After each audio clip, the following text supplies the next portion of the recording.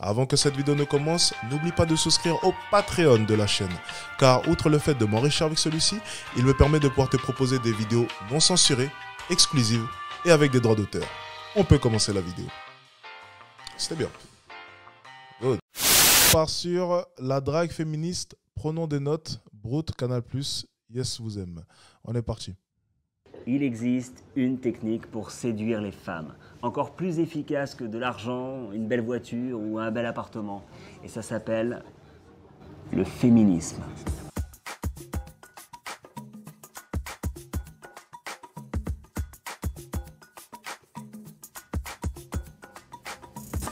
C'est un cours complet, très documenté, pour aider tous les hommes qui connaissent une crise de leur virilité. Alors oui, le cours coûte cher, mais très vite on s'y retrouve, puisqu'on rencontre que des femmes qui refusent qu'on leur paye l'addition. Alors je vais vous poser 2-3 petites questions pour tester votre niveau. Est-ce que ça vous dit quelque chose si je vous dis Starhawk, Mona Chollet, Angèle? Ouais, niveau de base donc. On commence par rassurer tous les hommes qui ont peur de l'engagement en leur rappelant qu'il n'y a pas de meilleur plan cul qu'une féministe qui ne veut pas d'enfants. Il est où le clitoris? Allez, où est-ce qu'il est? C'est pas ça. Je voyais à travers en plus.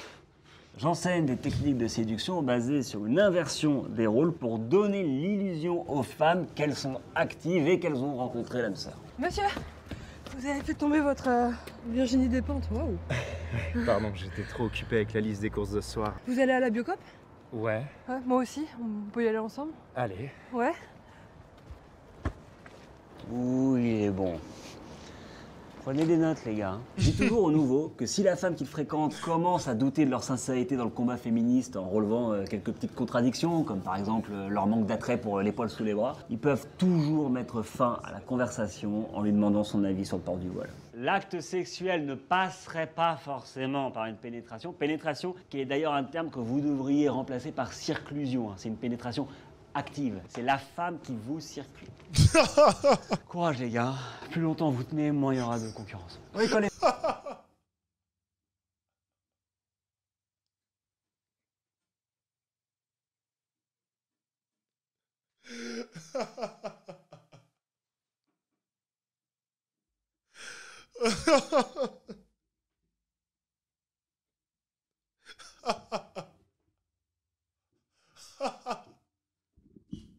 Vous savez ce que ça représente ce cours? C'est les hommes alpha qui se retrouvent dans un monde de féministes et qui n'ont pas d'autre choix que de mimer le fait d'être devenus hommes soja. Donc on laisse tomber des livres de féministes pour venir se faire draguer. On modifie les termes.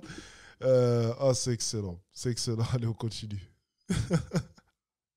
Les femmes apprennent l'existence de ce cours, c'est sûr qu'elles nous accusent d'opportunisme, de n'avoir aucun scrupule à mentir pour leur plaire, de présenter une version idéalisée de nous-mêmes qui va forcément les décevoir le lendemain.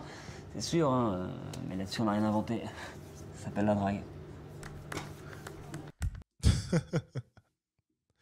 Ok, c'était pas mal. Ah, c'était excellent. On se regarde un deuxième sketch? Attendez, on s'en tape un deuxième, tiens. Allez, on enchaîne directement.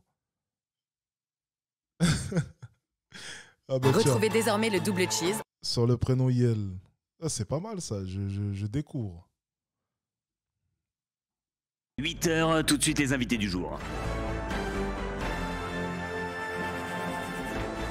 Il, elle et maintenant Yel, quel est ce nouveau pronom qui fait polémique? Pour en débattre ce matin, nous recevons Johan Cuny, linguiste, vous êtes opposé à l'écriture inclusive, et Pauline Clément, linguiste aussi, et vous y êtes favorable. Bonjour à tous. Bonjour à tout le monde. Il y a quelques jours, le petit Robert a fait entrer le pronom Yel dans son dictionnaire. Pour vous, Pauline Clément, c'est une avancée? Oui, ça faisait longtemps qu'on se battait pour, et en termes de reconnaissance des minorités opprimées, on ne s'attendait pas à voir Robert s'engager avant Larousse. Et moi je pense qu'il s'agit d'un virus qui contamine la langue française et que la dernière fois que 3 lettres ont donné des propos aussi incohérents, c'était par les défenseurs du LSD. Très bien, on comprend très bien vos positions. Est-ce que vous pensez qu'on peut parler d'un clivage générationnel lorsque l'on évoque la non-binarité? L'utilisation du pronom Yel n'est pas nouvelle parmi les jeunes. Et son ajout au Robert n'est là que pour éveiller les générations du dessus. Parce qu'aujourd'hui, les gens qui utilisent un dictionnaire, ce sont surtout les joueurs de Scrabble. Ouais. Et moi, je crois que le dictionnaire ne fait pas autorité dans l'intronisation des nouveaux mots et qu'il faut être extrêmement vigilant quant à la défense de notre belle langue française face à l'arrivée de problématiques anglo-saxonnes. Et que si on ne fait rien, je ne veux rien divulgacher, mais ça va mal finir. Spoiler. Nous avons une question au standard d'un auditeur ou d'une auditrice d'ailleurs, je ne sais pas, puisqu'il s'agit de Dominique. Alors, quelle est votre question, monsieur ou madame Qu'est-ce que ça peut vous foutre? C'est sûr, on vous écoute. Ouais, c'est juste pour rappeler que l'inclusion dans la langue française n'est pas un phénomène nouveau. Au Moyen-Âge, on utilisait les mots autrice et doctoresse, donc tout ceci n'est qu'un cycle. Oui, et d'ailleurs, en France, certaines régions, de par leur accent, utilisent déjà le langage inclusif. Par exemple, pour définir les gens qui nous écoutent en ce moment, en Corse, ça se prononce auditeurice. Très bien, alors sur le papier, c'est très beau de vouloir reconnaître tous et tout le monde, mais n'est-il pas un peu utopiste de penser que cette nouvelle inclusion puisse s'intégrer dans une langue aussi complexe et exigeante que le français? Oui, tout à fait. Alors déjà, première chose, Yel, on ne sait comment l'écrire. Apparemment, ça peut s'orthographier Yel I-E-L ou Yel I-E-2-L-E. Donc déjà, on ne sait pas. Ça, c'est comme vous voulez, c'est vous qui choisissez. Oui, et sur l'accord des adjectifs. Est-ce qu'on dit Yel est beau, ou Yel est belle, ou Yel est bôle? C'est comme vous voulez, la beauté, c'est subjectif. Non, mais c'est pas subjectif, madame, il y a des règles. Si, non. Oh, les acteurs sont excellents. C'est une langue. Très bien, merci à tous les deux. En tout cas, ce qui est indéniable, c'est que le seul débat sur le pronom Yel est déjà un progrès en termes d'inclusivité, puisqu'il nous aura démontré que l'hystérie n'est pas une névrose spécifiquement féminine. Brut Inter, Yel était 8h. Brut.